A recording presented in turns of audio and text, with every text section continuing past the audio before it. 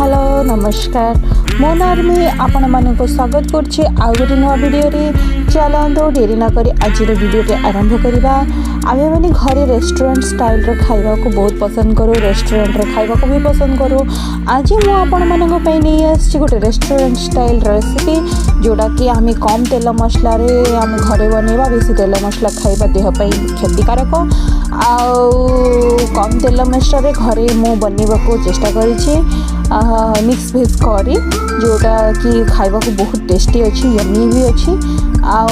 जदि आपण मानक मोर ये रेसिपी भल लगता है तो लाइक कमेंट निश्चय करेंगे। मुझा ना ढाबा स्टाइल कम तेल घरे बन जोटा कि छोट पिला खाइबा द्वारा आमर किसी डिजीज किसी हम ना कि पेट किसी खराब हम ना। चलतु डेरी न कर आज वीडियो आरंभ करवा। प्रथमे मु पानी टिके नहीं गरम करनेली। पानी जो गरम ही आसला से मुझे हाफ चामच लुण पकईदेली, हाफ चामच हलदी गुंड पकईदेली। प्रथम मु कही आपण मानक आज कम तेल मसला बनैबी।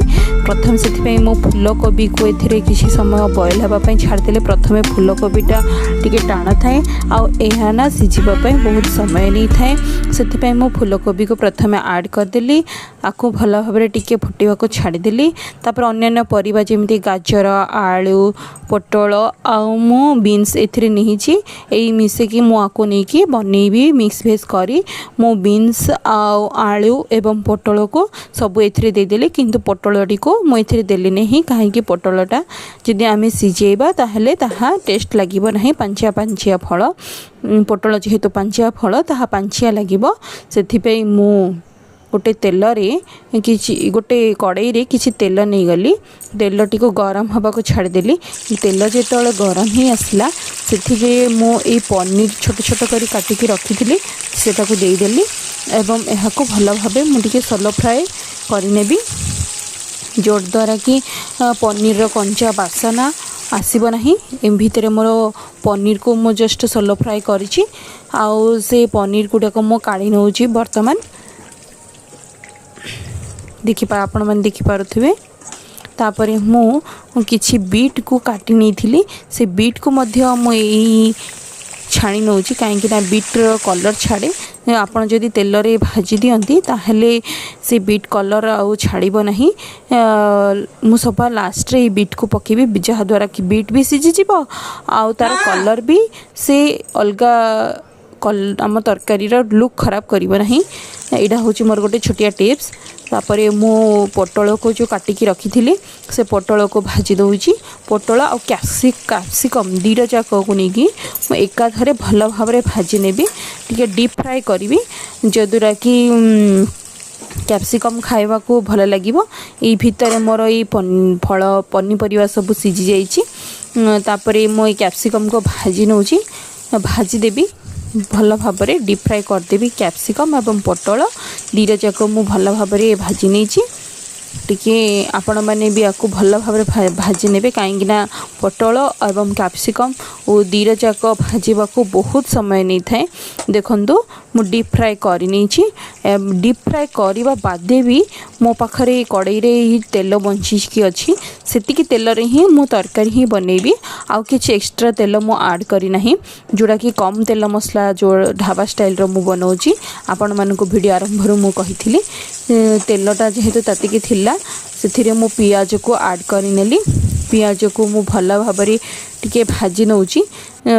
मु एडा को डीप फ्राए करी ना पियाज को जस्ट सलो फ्राए करी टिके कहीं पियाज टिके कंचा वासना माने कंचा वासनाटा चलीज आउ खाइला बेले सेटा मुसमुसी होगी बढ़िया क्रंची लगे पाटी को। आम घरे सेमती पसंद करती। तापर मु हलदी गुंड आ मर्च गुंड ऐड करदेली। तापर जीरा मसला पाउडर मो पाखे गोटे थिला से मु ऐड करके भल भाव टिके कषि नौची। ता पूर्व मु अदा रसुण पेस्ट भी पकईली ताको भल भाव बाटी कषि नौची। तापर गोटे टमाटो को दुईटा टमाटो को मु भल भाव ग्राइंडिंग कर नहीं बाटी नहीं ताको भी मुझे ऐड करदेली। आउ भल भाव कषि देली जमती कि तार पानी तेल अलग हम। तार मु लुण पकईदेली। आको आर कंचा बासना जीवा पर्यंत मु भल भाव कषि ने आपण मैंने जिते मसला देबे ना से समय लुण देबे कहीं मसला कड़ई रे लागबनी। एटा मोर गोटे सेकेंड टिप्स आपण मानन पई। तापरे मो काजू बाटिकी रखी ताटा को देदेली। आउ जो परिबा को मो सिझे देइथिली ताको एमती छणारे छाणिकी परिबा तक देदेली। परिबा को बेसी सिझेबे नहीं, परिबा को ओनली 60% सिझेबे जद्वारा कि आम आउ थे पुणी ताको सिझेबा जहाँद्वारा मसला सांगे कषिबा मसला सबू ता देहरे जीगले टेस्ट आसबा। आपण तापर मुई भाजिकी रखी कैप्सिकम पोटल एवं पनीर को भल भाव में आड करदेली, भल भाव में कषि नेली। तापर मु किछि पानी आड करनेली। आ पानी आड करिया परे भल भाव में टिके गोलई दउची।